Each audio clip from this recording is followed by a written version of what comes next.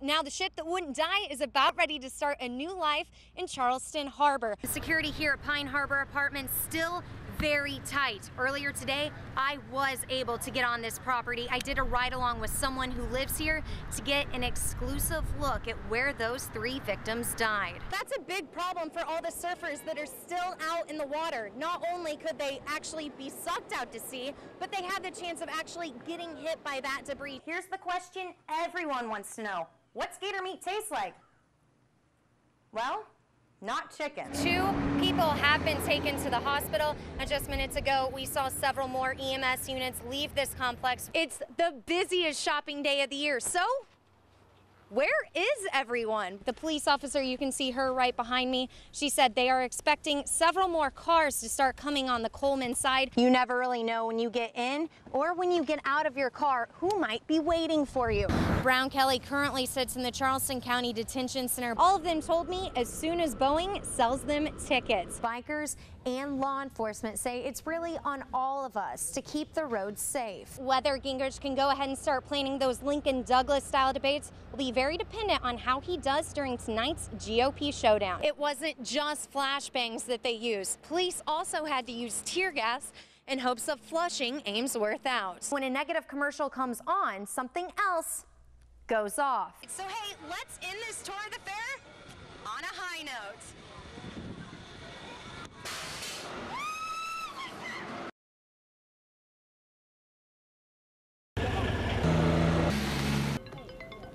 We saw the barricades at the end of the street, thought, you know, did somebody rob Ben & Jerry's? Is it a gunman? Everybody I talked to had a different interpretation. Spring breakers and families gather on Ocean Boulevard and Pavilion Drive. They saw a lot. They will not forget this vacation. As police, SWAT members, and snipers scour the Palms Hotel looking for Joshua Ainsworth. They wanted him for bank-type crimes, identity theft-type crimes, and some other type crimes. Police Chief Buchanan says a routine traffic stop on the island yesterday. The officers attempted to locate him, found out that he was staying at the Palms Hotel. Results in this morning's 3-hour standoff. Special crime teams are forced to use special weapons. It wasn't just flashbangs that they used. Police also had to use tear gas in hopes of flushing Ainsworth out. But that explosive force leads to an anticlimactic ending. We went in and found evidence that the room had been occupied, but he was gone. Sheriff Cannon says the evidence found in the hotel room will be processed, but the search for Ainsworth is a bigger issue than Isle of Palms or, quite frankly, Charleston County. A statewide and national search for the fugitive picks up as life on the island slows back down. This is a vacation I won't forget right away. Neither will the guests at the Palms Hotel. Laura Hettiger, News 2. Hurricane Irene smashed into Folly Beach Friday afternoon, leaving little in her wake. Today is the loss of many years of accumulation of dunes, of beach, and of the protection for the island. In time, her destruction will be fixed. But Irene's impact on people, on friends, could last a lifetime. The beach is probably not going to be what it used to be, and I bring my family here, but I also come here with vacation with friends as we do each year. And so it's going to be different probably in the future. Reginald Pilcher and Robert Rayfith are just 2 of the thousands who vacation on Folly Beach every year. It didn't take long for the duo or anyone else watching Irene to realize her dangers. Luckily, Irene didn't take any South Carolina prisoners with her, but the island's infrastructure took a quick and a nasty beating. An hour, they're gone. And we've all seen them fall. People out here just kind of watch this phenomenon, but it is quite an interesting thing to watch. After 15 years of vacationing together at Folly, Pilcher and Rayfith join another group. They're now part of the ones who watched and survived Hurricane Irene. It's a bonding experience that, like the storm herself, only actually lasts a few hours, but will be remembered forever. Well, we will come back if we're alive, and I think it will be the same in many respects, but things change, and this is a blip in the change. We hope that it's not going to be worse.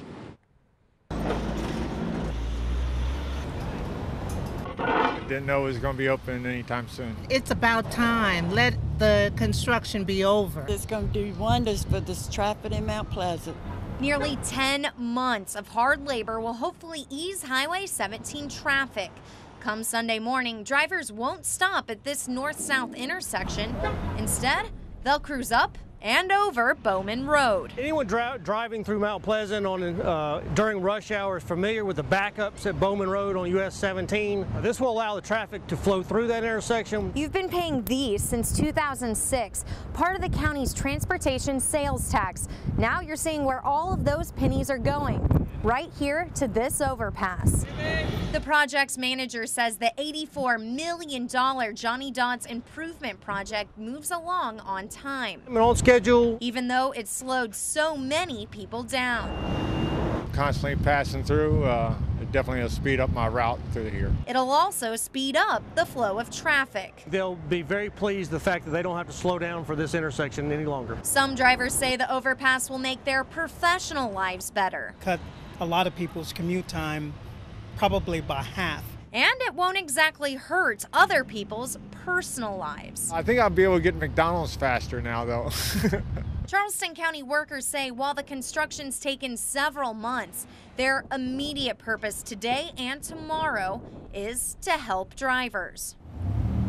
Everything will be out to try to aid the traveling public on how to maneuver through the construction site. And maybe help drivers maneuver their lives a little better. Would just make things a lot easier. And a lot quicker. Laura Hettiger, News 2. With Gingrich today, following him on the campaign trail. Laura, what is the latest? Well, Carolyn, Newt Gingrich is undeniably the candidate getting the biggest step up from Perry's step down this morning. Gingrich taking the time to thank Perry for his endorsement during campaign stops in Beaufort and Walterboro today. But with just hours before tonight's national debate, the former Speaker of the House addresses local issues during today's rallies. The Georgia native empathizing with his group of sportsmen supporters in Walterboro, talking about gun rights and conservational issues, and then the ever-hot low-country topic of deepening Charleston's port. But Gingrich laid off attacking his three remaining GOP competitors, instead focusing his attacks on President Obama and the hope for a future debate.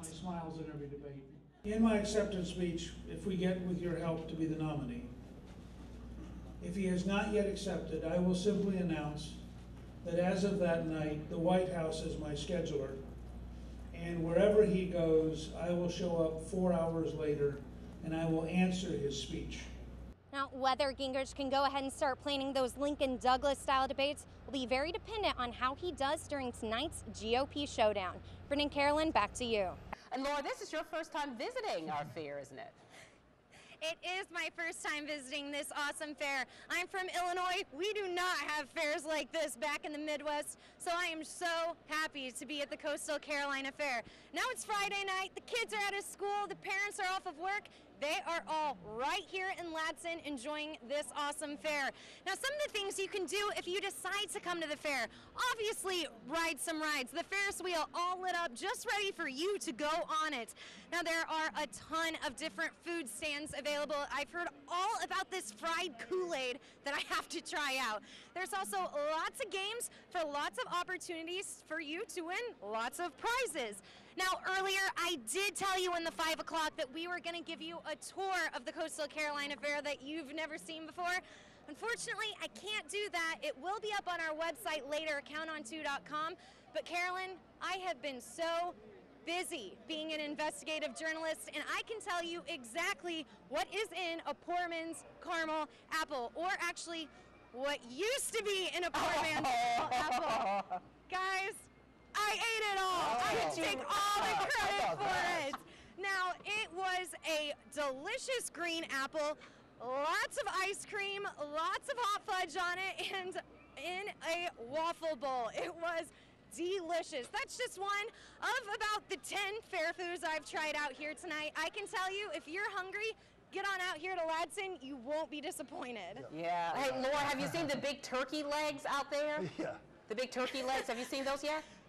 I haven't seen any big turkey legs Oh yet. my Sounds gosh. pretty yummy though, especially with Thanksgiving right around the They aren't corner. hard to I might have to find. go find that. They are hard to find or turkey legs. smell. Yeah, just ask around. Ask people about the turkey legs, and then be careful how you say it because someone think you may be saying something offensive. They'll realize pretty quickly you mean the food item. So, all right, check that out. We look forward to it. News 2's Laura Hettiger. The College of Charleston and the Citadel waited over 5 hours to take the field in today's, well, now tonight's Chucktown Showdown finale. CFC already clinched the series with yesterday's win, but do you really think the Citadel's just going to let the Cougs sweep that crosstown rivalry? Well, not too many brave today's downpour. Fourth inning, Bradley Goodson sends it to right. He'll send teammate Devin Reed on home. CFC with the 4-2 lead after 4. Top of the 6th now, the Sid's Joe Jackson blast one to right. Is it fair? Is it fair? No. It's going to be ruled a foul, and Jackson, he thinks that call is pretty foul itself. Ump tells him get back to that batter's box. Jackson eventually singles to get on base, and that is going to lead to this. Houston Armstrong slams it to right. 1 Bulldog scores. 2 Bulldogs score, then 3 Bulldogs score. It's ruled a 3-run double. Armstrong advances to third because of a fielder's error. All tied up at 5 now, and CFC's going to need to reconvene a little bit. You'd think after waiting 5 hours to play, these guys would want to get the game over with. Oh no.